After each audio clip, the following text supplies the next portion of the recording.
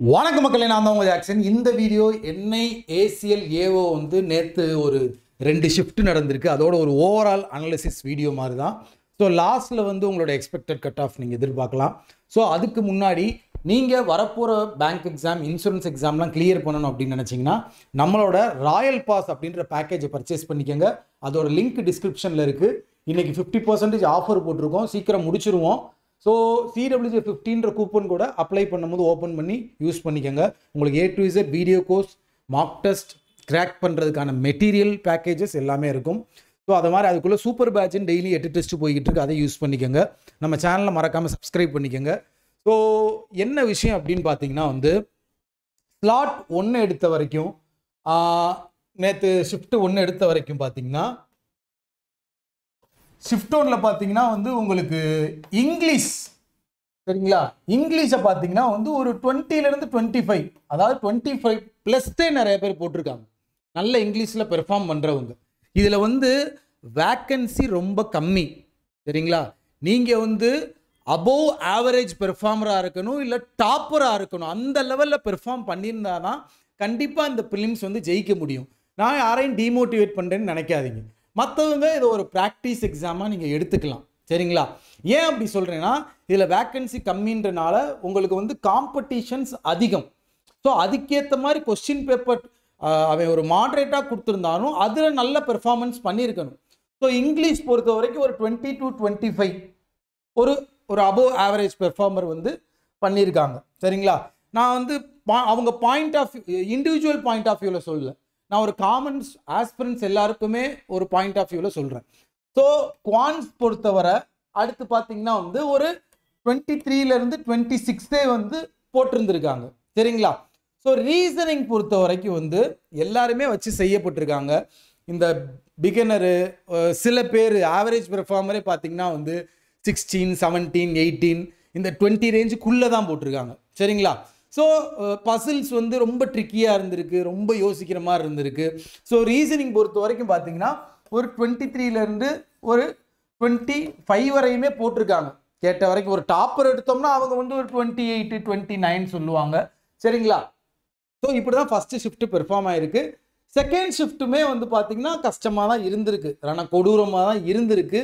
So அதுலேயுமே வந்து இதே மாதிரி ஒரு லோயஸ்ட் அட்டம்ப்ட் தான் வந்து ரீசனிங்கில் கொடுக்க முடிஞ்சிருக்கு. இங்கிலீஷில் ஒரு நல்ல ஒரு அட்டம்ப்டே கொடுக்க முடிஞ்சிருக்கு. குவான்ஸில் ஒரு ஓகேவான அட்டம்ப்ட் தான் கொடுக்க முடிஞ்சிருக்கு. ஸோ இதில் வந்து நம்ம வந்து பார்த்தோம்னா அந்த வேக்கன்சியை வச்சும் பார்க்கணும், காம்படிஷனையும் பார்க்கணும், ஸோ இந்த அட்டம்ப்டையும் பார்க்கணும் நம்ம, சரிங்களா. ஸோ என்னை பொறுத்த வரைக்கும் நீங்கள் இங்கிலீஷில் வந்து ஒரு 25+ போட்டிருந்தீங்கன்னா இது ஒரு நல்ல அட்டம்ப்ட், சூப்பரான அட்டம்ப்ட், பெஸ்ட் அட்டம்ப்ட் அப்படின்னு சொல்லுவேன். ரீசனிங்கில் நீங்கள் ஒரு 25+ போட்டிருந்தீங்கன்னா ஒரு செம்மையான அட்டம்ப்ட், சரிங்களா.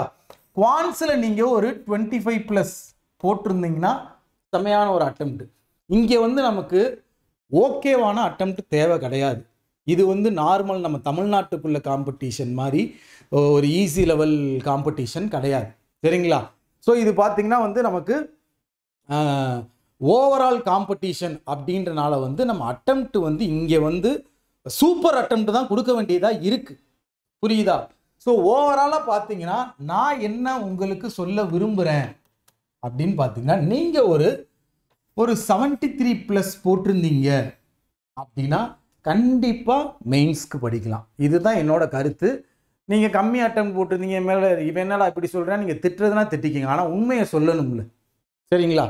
ஸோ நீங்கள் ஒரு 73க்கு மேலே போட்டிருக்கீங்கனால வந்து மெயின்ஸ்க்கு படிக்க ஆரம்பிக்கலாம். இது என்னோட கருத்துக்கள். நான் ஸ்டூடெண்ட்ஸ்கிட்ட கேட்ட வரைக்கும் டாப்பர்ஸ் நிறையா பேர்ட்டையுமே பேசினேன். ஸோ அவங்கள்ட்டலாம் கேட்டதை வச்சு சொல்கிறேன்.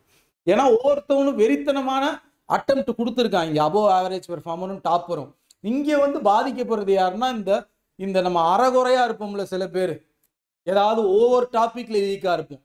இப்போ டாப்பர் இந்த அபோவ் ஆவரேஜ் பெர்ஃபார்மர்லாம் 3லையுமே பெஸ்ட்டாக பெர்ஃபார்ம் பண்ணுவாங்க, சரிங்களா. கொஸ்டின் எவ்வளோ மாடரேட்டாக இருந்தாலும் இந்த ஒரு டாபிக் நம்ம தெரியாமல் இருப்போம், நல்லா பெர்ஃபார்ம் பண்ணாமல் இருப்போம்.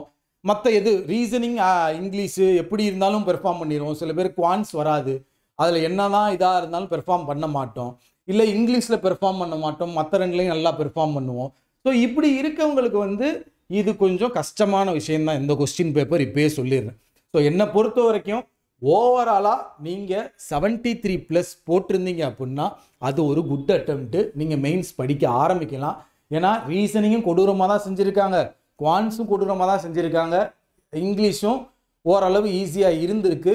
பட் இங்கே காம்படிஷன் அதிகம், வேக்கன்சி ரொம்ப கம்மி, அதையும் நம்ம பார்க்கணும்.